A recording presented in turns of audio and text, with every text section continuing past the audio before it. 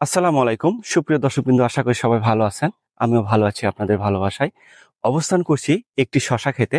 দেখতে পাচ্ছেন এখানে কিন্তু এ প্যাটার্নের মাচা ব্যবহার করা হয়েছে। তো আমরা সচরাচর শশা ক্ষেতে যে পদ্ধতির এ প্যাটার্নের মাচা ব্যবহার করি, এটা কিন্তু সম্পূর্ণ আলাদা এবং ব্যতিক্রমধর্মী একটা এ প্যাটার্নের মাচা। দেখতে পাচ্ছেন এটা কিন্তু টেকসই মাচা এবং মজবুত মাচা। এর আগে এই জমিতে ছিল করলা, এখানে কিন্তু করলা চাষাবাদ করা হয়েছে। আবার এই মুহূর্তে এখানে কিন্তু শশার চাষাবাদ শুরু করা হয়েছে। আবার শশা শেষ হলে এখানে কিন্তু আবার করলা চাষাবাদ শুরু হয়ে যাবে। অতএব এ থেকে বোঝা যায় যে এটা আধুনিক মাচা এবং টেকসই মাচা। সচরাচর আমরা যে পদ্ধতির এই প্যাটার্নের মাচা দেখতে পাই, সেই মাচা থেকে কিন্তু এই মাচাটা কিন্তু আলাদা। আপনারা দেখতেই পাচ্ছেন যে কি পদ্ধতিতে মাচা ব্যবহার করা হয়েছে। তো আমার পাশে বসে আছে আমার প্রাণপ্রিয় কৃষক ভাই। আজকে কিন্তু এনার সাথে কথা বলবো যে ইনি এখানে কি পদ্ধতি ব্যবহার করে এবং কয় ফিট বাই কয় ফিট খুঁটি দিয়েছে এবং কিভাবে এই জাংলাটা ব্যবহার করেছে, কিভাবে এই জালটা ব্যবহার করেছে এবং গাছ থেকে গাছের দূরত্ব কত, সারি থেকে সারির দূরত্ব কত এবং মাঝখানে সেচ নালার দূরত্ব কত, এই বিষয়ে আলোচনা করব।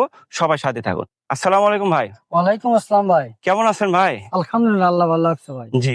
এখানে কত শতাংশ মাটিতে শশা চাষাবাদ করেছেন? ভাই 20% মাটি। 20% মাটিতে। তো এখানে আপনি কি কি খরচ করেছেন সেই খরচের হিসাবটা একটু আপনাকে থেকে নেব।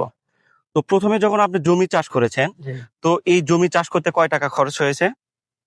জমিটা 4টে চাষ করা লাগছে। জি। 4 চাষে কয় টাকা গিয়েছে? 4 চাষ 1600 টাকা। 1600 টাকা। আচ্ছা, তাহলে চাষে গেল আপনার 1600। তারপরে আপনি এখানে যে রাসায়নিক সার দিয়েছেন, কয় টাকা রাসায়নিক সার গিয়েছে আনুমানিক? 4000 টাকা সার গেছে। 4000। আচ্ছা, তারপরে হচ্ছে আপনার এখানে এই যে মালচিং ক্রয় করেছেন, এই কত টাকার মালচিং ক্রয় করেছেন এখানে? 5000 টাকার মালচিং আছে ভাই। 5000। তারপরে হচ্ছে এই যে আপনি শশা লাগাইছেন, শশার বীজ কত টাকার কিনেছেন এখানে? 2400 টাকার বীজ আছে ভাই এখানে। 2400। আচ্ছা, তারপরে দেখতে পাচ্ছি এই যে নেট, কত টাকার নেট কিনেছেন? নেট আছে আপনার 2000 টাকার নেট আছে। 2000 টাকার নেট। তারপরে হচ্ছে এই যে বাঁশ দেখতে পাচ্ছি, এই বাঁশ 5000 টাকার বাস। 5000 টাকার বাঁশ ক্রয় করেছেন। তারপরে এই যে সুতলি দেখতেছি, এই যে সুতা, এটা কয় টাকা? আছে 3 কেজি। 3 কেজি। 600 টাকা দাম। 600 টাকা দাম। তারপরে আপনার এখানে লেবার খরচ কয়টা হয়েছে? লিভার গেছে আপনার 6টা। 6টা। বাদ বাকি আপনিও তো এখানে পরিশ্রম করেছেন। জি, জি। আচ্ছা, আপনি 8টা লেবার ধরেন, 8টা আচ্ছা। লেবারের দাম কত হচ্ছে? 3200 টাকা। 3200 টাকা। আচ্ছা, তারপরে হচ্ছে এখানে যে স্প্রে শিডিউল করতেছেন, এই যে স্প্রে করতে আপনার মিনিমাম কত টাকা খরচ হবে আইডিয়া স্বরূপ? আপনার তাও 1000 টাকার মতো। 1000 টাকা। আচ্ছা, এই স্প্রেটা তো আপনিই করেন, সেজন্য আর লেবার বিল দিতে হচ্ছে না। আচ্ছা, এখানে সেচ প্রদান করতে কয় টাকা খরচ হবে? নিজস্ব মেশিন তো এটা। নিজস্ব মেশিন। জি। তাও ধরেন 400-500, আপনাকে তো এরকম। জ্বালানি খরচ করতে হবে। জি, জি। আচ্ছা, 500 টাকা ধরলাম। এই তো, আর তো কিছু নয়, আর কিছু তাই না? কোনো খরচা নেই। এই 20% মাটিতে 25,300 টাকা খরচা হয়েছে, মানে টোটালি এই শশা চাষ করতে। জি, জি। তারপরে যখন আমরা অন্য ফসলে চলে যাব এখান থেকে, নতুন করে তো আর মালচিং কিনা লাগিচ্ছে না, না, না, না, আর তখন কোনো- শুধু বীজ ক্রয় করতে হচ্ছে। জি। তো আপনি যদি এই জমিতে যদি আবার আপনি করলা চাষাবাদ করেন, তাহলে করলার বীজ আনুমানিক কত টাকা লাগতে পারে? আপনার 3000 টাকার বীজ যাইবো। 3000 টাকার বীজ যাবে। জি। তাহলে 3000 টাকার বীজ দিয়েই তাহলে আপনার আবার এই মাচাতে করলা চাষাবাদ হয়ে যাচ্ছে, তাই না? সুপ্রিয় দর্শক বিন্দু, আপনারা কিন্তু জানলেন যে এটা বাস্তব মাঠের অভিজ্ঞতা আপনাদের সাথে শেয়ার করলাম যে এই 20% মাটিতে এখানে কত টাকা খরচা হয়েছে এবং এখান থেকে আমরা কি পরিমাণে শশা হারভেস্ট করতে পারবো। আচ্ছা, এখানে যদি আমি ভালো শশা উৎপাদন করতে পারি, তাহলে আনুমানিক কত টাকা শশা বিক্রি করতে পারবো? 1.5 লক্ষ টাকা বিক্রি হবে ভাই। 20% মাটি থেকে, তাহলে 1.5 লক্ষ টাকা। তাহলে এখানে আমার 1,25,000 টাকার মতো লাভ হচ্ছে, জি। যদি ভালো দাম থাকে। আর যদি একটু কম থাকে তাহলে একটু কম হবে, তাই না? আচ্ছা, সেটা বাজারের উপর জি, নির্ভরশীল। বুঝতে পারছি। আর এখন যে মাচার কথা বলতেছি, আমরা অন্যান্য যে এই প্যাটার্নের মাচা দেখেছি, এখানে কিন্তু মাঝখান দিয়ে আপনি একটা করে 10 ফিট পর পর এই যে খুঁটি দিয়েছেন আমরা দেখতে পাচ্ছি। জি। তো এই খুঁটিটা কি কারণে দিয়েছেন, এর সুবিধাটা কি একটু বলবেন? এই সুবিধা যে মাঝখানে খুঁড়ে দিলে এটা নিচ মুখে ডাববে না, বুঝছেন? যাবে না। জি। জি, বুঝতে আপনার পারছি। নিচ মুখে ডাবে যাবে না, সরা তুলতে সুবিধা হইব। জি, নিজে চলাফেরা করা যাইব, জি, তোলার জন্য খুব সুবিধাজনক। জি, এতে খুব ভালো হয় আর জি, কি। এটা খুব আচ্ছা, ভালো। ঠিক আছে। অন্যান্য কৃষক ভাইয়েরা যে পদ্ধতির এই প্যাটার্নের মাচা করে, আমি দেখতে পাচ্ছি সম্পূর্ণ ব্যতিক্রম ধর্মী এই প্যাটার্নের মাচা আপনি দিয়েছেন। জি। তো এই বুদ্ধিটা কি আপনি নিজে নিজেই বের করেছেন? এখানে আপনি কাকে থেকে এই প্রযুক্তিটা গ্রহণ করেছেন? কে আপনাকে এই পরামর্শ দিয়েছে এই পদ্ধতির মাচা করলে টেকসই হবে? ওই কৃষি অফিসে আমার ট্রেনিং ছিল, জি এই কৃষি অফিসাররা আমাদের বলছিল, সেখান থেকে এই প্রযুক্তি কাজে লাগাইছে। জি ধন্যবাদ। তো দেখতে পাচ্ছি এই যে এখানে এই যে খুঁটি দিয়েছেন জি। আপনারা, স্বল্প মূল্যের একটা খুঁটি। এই খুঁটি কয় ফিট দিয়েছেন আমরা একটু মেপে দেখি। সুপ্রিয় দর্শক 2.5 ফিট বিন্দু, আছে, 2.5 ফিট। আপনারা একটু লক্ষ্য করবেন, এই যে, না 2.5 ফিট না ভাই, এটা 3.5 ফিট। উপরে 3 ফিট আছে, এই যে দেখতে পাচ্ছেন এই খুঁটিটা কিন্তু 3 ফিট আছে এবং মাটির নিচে হাফ ফিট চলে গেছে, 3.5 ফিট। এখন আমরা দেখব এই যে এই পাশে এই বাঁশটা কত ইঞ্চি দেওয়া হয়েছে এবং কত ফিট দেওয়া হয়েছে। আপনারা সবাই দেখুন, এই যে এটা কিন্তু 6 ফিট দেওয়া আছে। আবার ওই পাশে যে বাঁশটা আপনারা দেখতে পাচ্ছেন সেটাও কিন্তু আবার 6 ফিট ব্যবহার করা হয়েছে।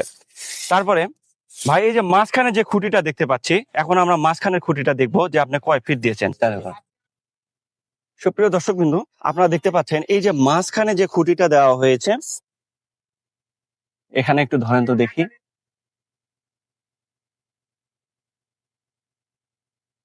এই মাঝখানে যে খুঁটিটা দেওয়া হয়েছে এটা কিন্তু 6.5 ফিট, অর্থাৎ মাটির নিচে কিন্তু হাফ ফিট চলে গেছে এবং ওপরে কিন্তু 6 ফিট চলে আসছে।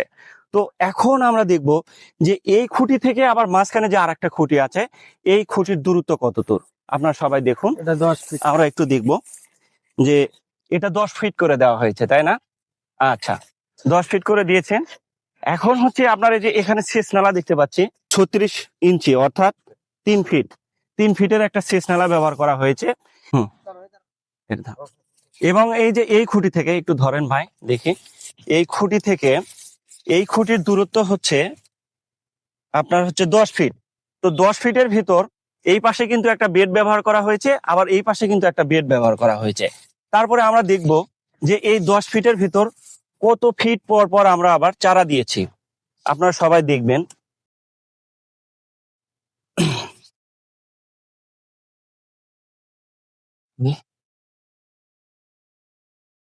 গাছ থেকে গাছের দূরত্ব হচ্ছে 18 ইঞ্চি এবং সারি থেকে সারির দূরত্ব হচ্ছে 19 ইঞ্চি। তো দেখা যায় যে মোটামুটি 18 ইঞ্চি স্কোয়ার ফিট। সুপ্রিয় দর্শক বিন্দু, দেখতে পাচ্ছেন তারপরে এই যে উপরে জাল ব্যবহার করা হয়েছে, এই জাল কিন্তু এই পাশে 6 ফিট আছে, আবার এই পাশে কিন্তু 6 ফিট আছে। তাহলে কত ফিট হলো? তাহলে 12 ফিট হলো। আমরা যদি ফ্ল্যাট মাচা ব্যবহার করতাম তাহলে কিন্তু শুধু 6 ফিট থাকতো। এখন দেখা যাচ্ছে যে এই পাশে কিন্তু পরিপূর্ণ কিন্তু 12 ফিট হচ্ছে। আমরা কিন্তু জমিতে ডাবল মাচা ব্যবহার করতে পারতেছি। আপনারা সবাই দেখতে পাচ্ছেন যে এই পাশে একটা মাচা হয়ে গেছে, এই পাশে একটা মাচা হয়ে গেছে। তো ইজিলি ভাবে কিন্তু আমরা এই যে এই মাচার নিচে কিন্তু চলাফেরা করতে পারতেছি, আপনারা সবাই দেখতে পাচ্ছেন। তারপরে আবার আমি দেখতে পাচ্ছি এই যে জালটা দিয়েছেন, এই জালটা কিন্তু একটা সুতার উপরে ঝুলে আছে বা আটকে আছে, তাই না? জি, জি। তো এখানে এই যে সুতা আপনার কয় ফিট পর পর দিয়েছেন আনুমানিক? আপনারা দেখতে পাচ্ছেন 20 ইঞ্চি পর পর কিন্তু একটা করে সুতা দেওয়া হয়েছে, এই জালটা যাতে এখানে কৃষকের না ডাবে। নিচের দিকে যাতে না ডেবে যায়। সুপ্রিয় দর্শক বিন্দু, আজকের প্রতিবেদনের মূল বিষয়টি ছিল যে আমরা সাধারণভাবে এই প্যাটার্নের মাচা ব্যবহার করে সেখানে কিন্তু অনেক সময় ভুক্তভোগী হয়ে থাকি, মাচাটা নিচের দিকে নেমে আসে। তো আমরা যদি এই আধুনিক পদ্ধতির এই প্যাটার্নের মাচা ব্যবহার করি, এই যে মাঝখানে একটা করে খুঁটি দিয়ে থাকি, এই খুঁটি দিলে কিন্তু এই মাচাংটা নিচ দিকে আর নেমে আসবে না। তো আজকের প্রতিবেদনের মূল বিষয় কিন্তু এটি যে আপনাদেরকে যেন আধুনিক চাষাবাদ প্রসঙ্গে জানাতে পারি, বর্তমানে মাঠে কি কি প্রযুক্তি বাস্তবায়ন হচ্ছে সে বিষয়গুলো যেন আপনাদেরকে আমরা অবহিত করতে পারি। সুপ্রিয় দর্শক বিন্দু, কৃষিভিত্তিক যে কোনো পরামর্শ পেতে আমাদের সাথে যোগাযোগ করতে পারেন এবং আপনি যদি আমাদের চ্যানেলে নতুন হয়ে থাকেন প্লিজ আমাদের চ্যানেলটি সাবস্ক্রাইব করে নেবেন। আজ এ পর্যন্তই, দেখা হবে ও কথা হবে আবারও নতুন একটি ভিডিওতে। এতক্ষণে নিজের খেয়াল রাখবেন ও সুস্থ থাকবেন। আল্লাহ হাফেজ।